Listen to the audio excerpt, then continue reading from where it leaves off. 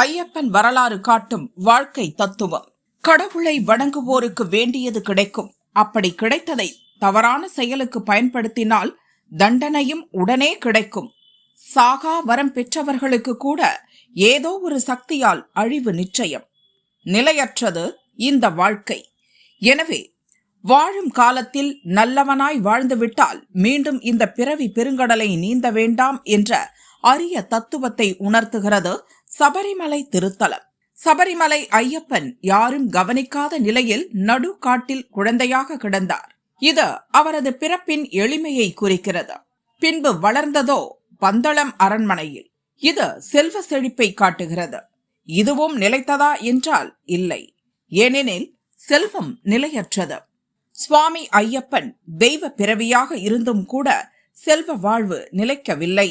அவருக்கே அந்த கதி என்றால் சாதாரண மானிட பிறப்புகளான நமக்கு எம்மாத்திரம். எனவேதான் ஐயப்பன் கோவிலுக்கு செல்லும் போது எளிமையான ஏற்றத்தாழ்வற்ற சீருடை அணிந்து ஒன்று போல இருமுடி கட்டி ஒற்றுமையாக கூட்டமாக சென்று அவரை வணங்கிவிட்டு வருகிறோம். ஐயப்பன் வரலாறு காட்டும் வாழ்க்கை தத்துவத்தை உணர்ந்து மிக நல்ல முறையில் விரதமிருந்து நம்மில் யாரும் பெரியவர் இல்லை என்பதை உணர்ந்து அமைதியாக சென்று வணங்கி வருவோம்.